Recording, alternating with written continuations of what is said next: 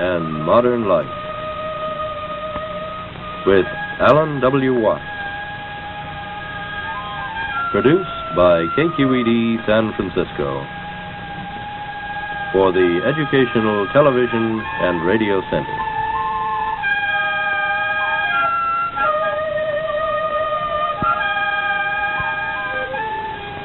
Alan Watts is a scholar, lecturer, and the author of many widely read books on comparative philosophy and religion.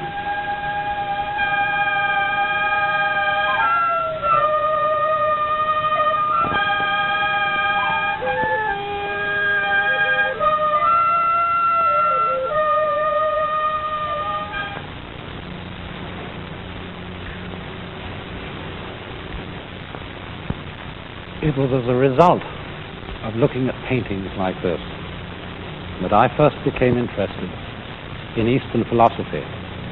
That was many years ago when I was a boy, only about 14 years old. And the thing that grasped me and excited me about this vision of the world was the astonishing sympathy and feeling for the world of nature. Think, for example, of a painting like this, which is called Mountain After Rain. A painting by the Chinese artist Gao Kogong, showing the mist and clouds drifting away after a wet night of pouring rain. And it's fascinating for us to think that pictures of this kind are not what we would call just landscape paintings. They are also icons. That is to say, they are a religious and philosophical kind of painting. We are used, of course, in thinking of iconographic or religious paintings, of thinking of pictures of human figures, of angels and saints and divine beings. But when the mind of the Chinese expresses its religious feeling, it expresses it in the objects of nature. And their feeling for nature is in one very important respect strangely different from ours. And that is as a result of the sensation that the human being is not someone who stands apart from nature and looks at it from an entirely outside position. But the human being has himself the feeling of belonging right in nature. And this is very startlingly illustrated. If you look at another painting, this one by the great Song Dynasty painter Ma Yuan, called Poet Drinking by Moonlight. You would think it was just a landscape painting and puzzle, find the poet. But if you look very closely in the bottom part of the painting, you will see him right there, drinking a cup of wine, sitting at a table with his boy attendant beside him. I suppose that's the equivalent of what would be a graduate student or a professor of English literature in these days. But that tiny man lost in the landscape is representative and symbolic of the whole attitude of the Chinese mind and of Chinese philosophy to the harmony of man and nature. Man not dominating nature, but fitting into it and feeling perfectly at home. But you know, our attitude is very strangely different. And we constantly use a phrase which in the ears of Chinese people sounds very peculiar indeed.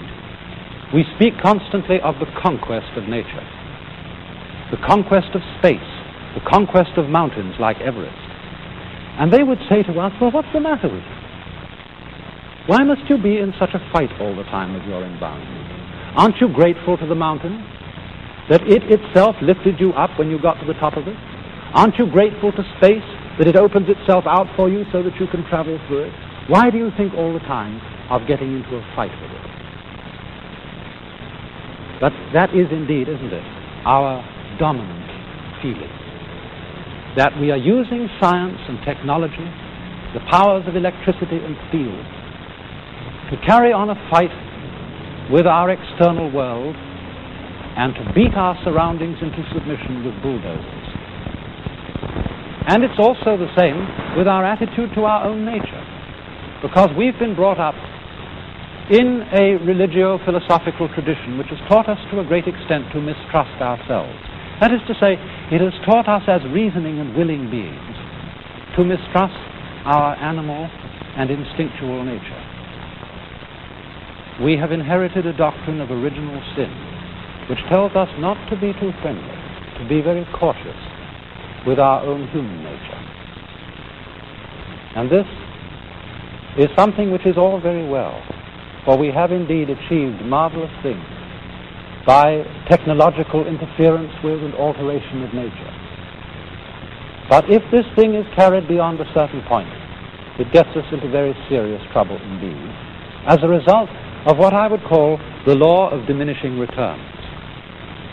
Now, it's something like this, to illustrate it in a very simple way. Supposing you start mistrusting your own senses. Supposing you're the sort of person who, when you go out for a walk in the morning, you're going down to the market and you wonder, did I turn off the gas stove? And you've only gone a few paces from your house and you think you must go back and take a look in the kitchen and see if you really did turn it off. So back you go and you open the back door and look in the kitchen. Yes, you did turn it off. So you close the back door and off you go again. And then a few paces out you think, I wonder if I really saw correctly. Did I look carefully enough? And if at that point you break down and go back again, the more careful you're going to be, you're never going to get out shopping. You're going to be tied in a bind. And although you may say, well, that's only the sort of thing a very stupid person indeed would do, as a matter of fact, this is what our culture is beginning to carry on in very big dimensions. For example, we are privileged in the United States to enjoy freedom in a way that many other peoples in the world don't have it. Yet at the same time, we're very anxious to be sure that our freedom won't be abused. And we keep saying when somebody does something that is an abuse of freedom, there ought to be a law against it. And so hundreds and thousands of laws are put into effect to prevent people from abusing their freedom. And so much legislation involves the most complicated processes of record keeping. As, for example, the records you have to send in every April to be sure you didn't cheat on your financial affairs.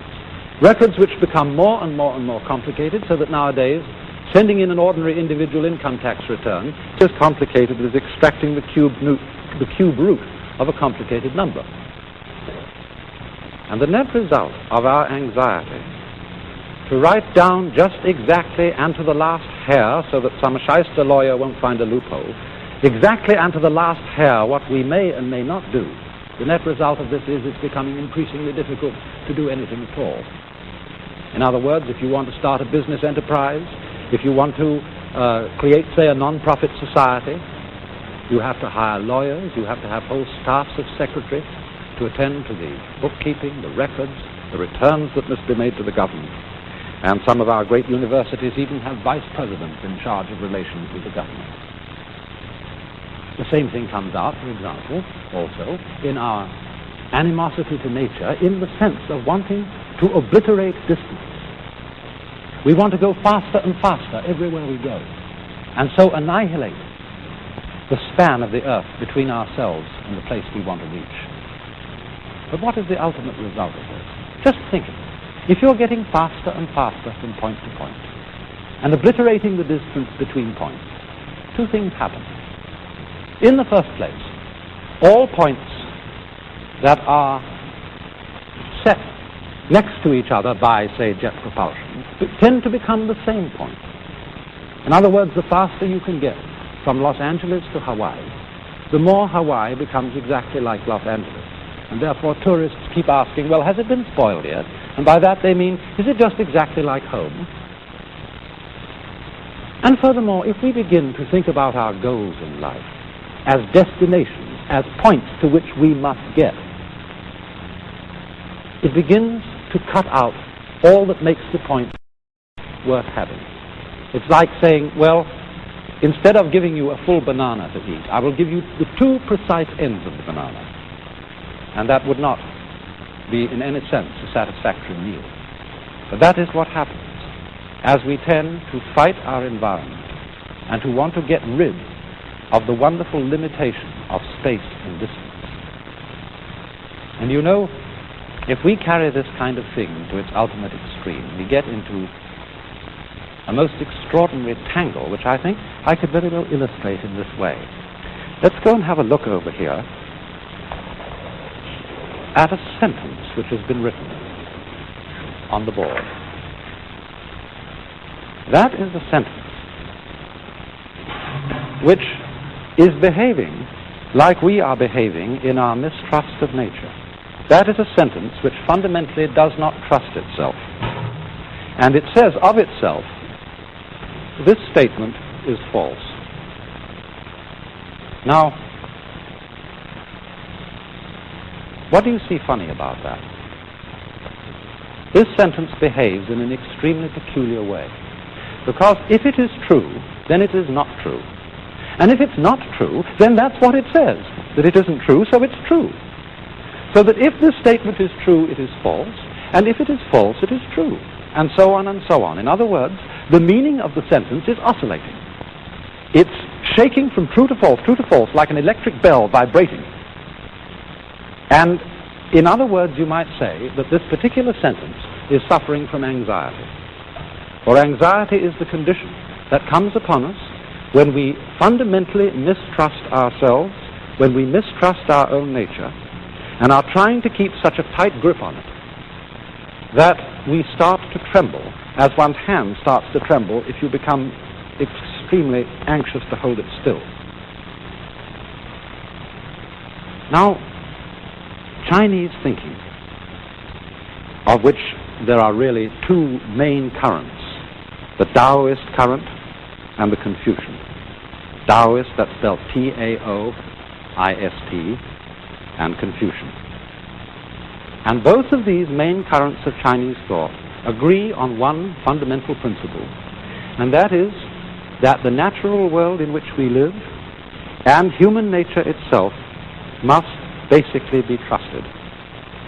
They would say of a person who can't trust his own nature, well, if you can't trust your own nature, how can you trust your very mistrusting of it? How do you know that that's not wrong too? And so if you don't trust your own nature, you are as fundamentally balled up as anyone can get.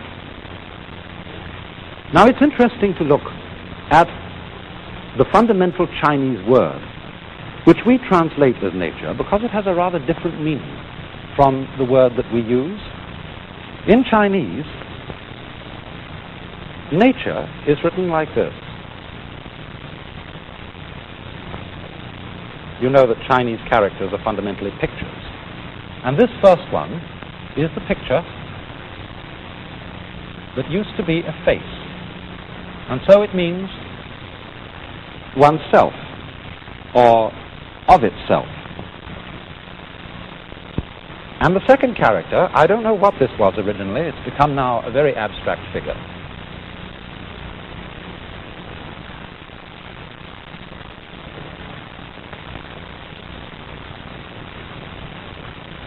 That means so. And so the whole figure means of itself so. And we should give the rough English equivalent of that as spontaneity. That which happens of itself, just in the same way, for example, that your hair is growing by itself, your heart is beating by itself, so that if you feel your pulse, you get this funny sensation of movement going on inside your body, and you think, I'm not doing that. That's something queer going on inside me over which I have no control. But when you come to think of it, what is more fundamental? What is more central to you? What is more the very middle of yourself than your own heart? And so, this idea of nature, that which happens of itself so, is a process which is fundamentally not under our control, which is happening all on its own, just as our breathing is happening all on its own, and just as our heart beating is happening all on its own. And the fundamental thought of Taoist philosophy is that this self-so process has to be trusted. If you turn now to Confucian ideas, we will find another word that represents the basis of human nature. This word, written like this,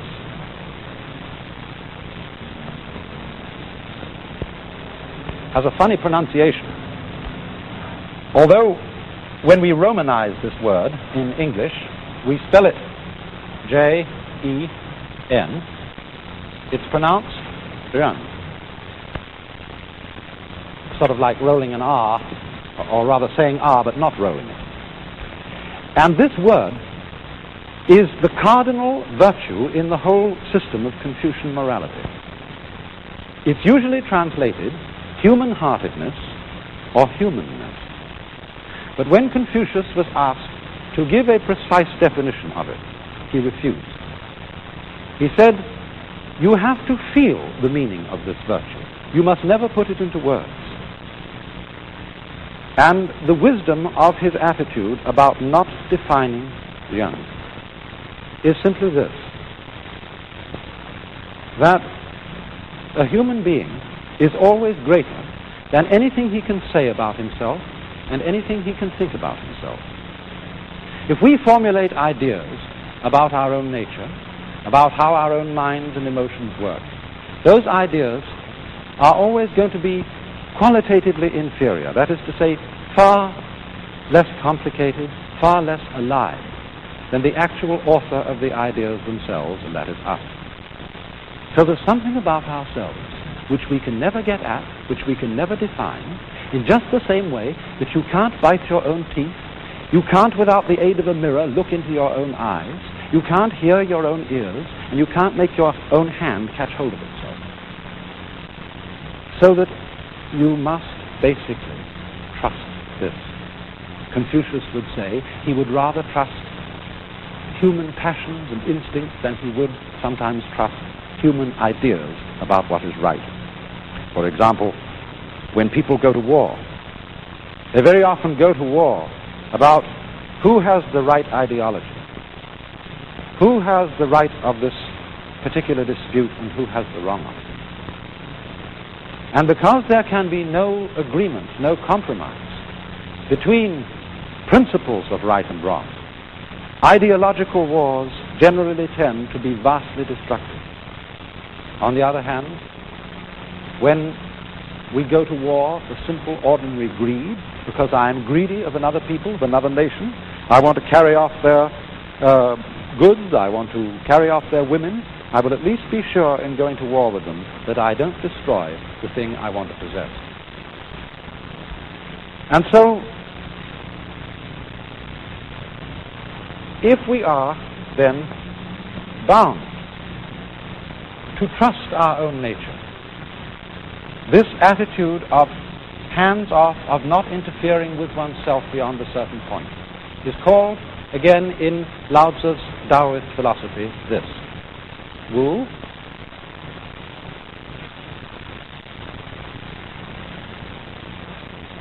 Wei.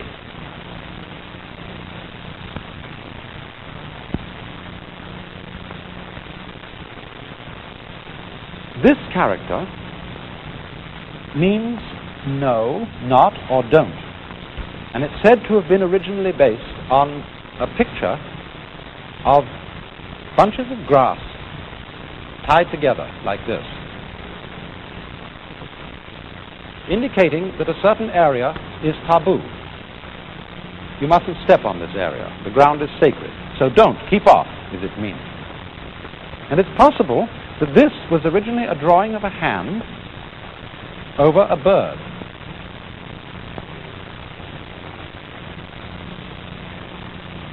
Like this. So the meaning of this is grasping a bird. The whole idea is don't grasp the bird. In other words, don't clutch at what is living.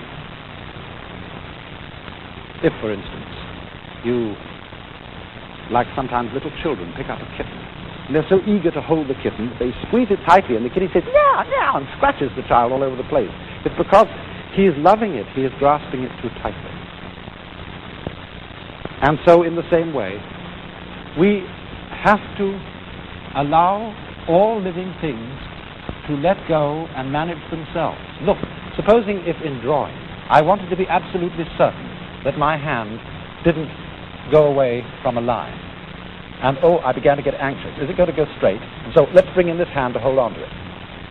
And let's send this one straight. But now how can I be sure my left hand's going to stay still? Maybe the right one will have to catch hold of it. And then we're in a total mess.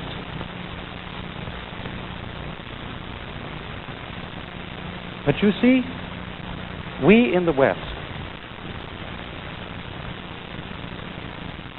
are basically afraid that if we trust our own nature, everything will turn into chaos.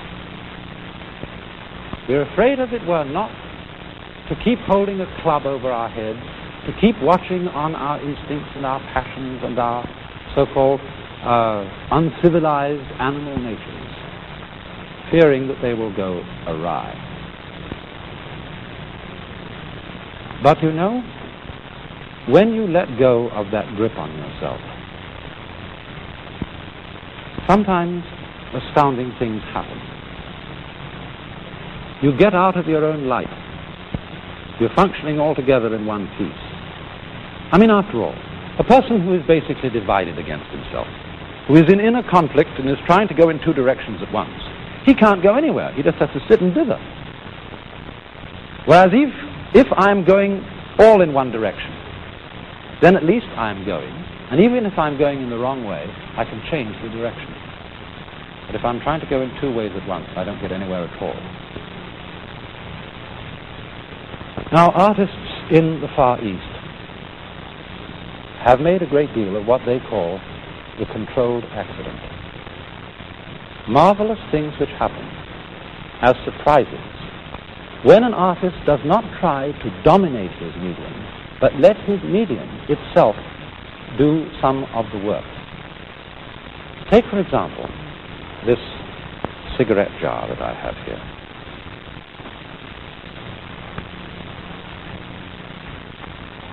You see the glaze has just been slopped on it with a swift motion of the wrist. And do you notice, as I turn it, that there are all sorts of little flecks of white inside the black outline there. And little flecks of black, like right here, outside the main band of black.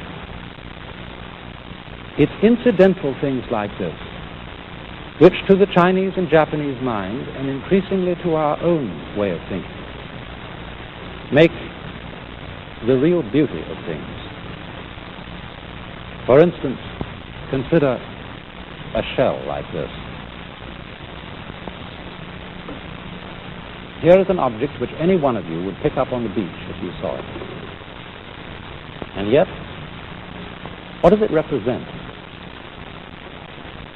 If you saw a painting with markings on like that, you might say, well, that's not what I call a painting. It doesn't look like anything. And yet, as I say, none of you would hesitate to pick that up and treasure it if you found it. For it, too, like the jar, is a sort of controlled accident. And it is the art of trusting the medium to express itself along with your own contribution to it as an artist. When this harmonious relationship of man and nature is brought into play, we get marvelous little objects of this kind.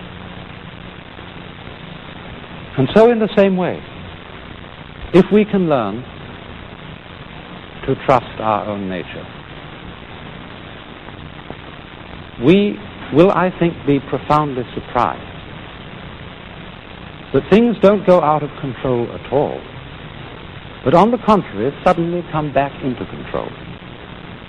Take, for example, a very familiar instance. Supposing you're learning to ride a bicycle. Some of you will have known that when you started out this rather difficult art, you found yourself immediately falling over, and your first instinct was to turn the wheel right opposite the direction in which you were falling. And in this way, you collapsed totally on the ground. It seemed to be common sense to turn away from the direction in which you were falling And yet the thing you have to learn to do is to turn the wheel in the direction in which you're falling.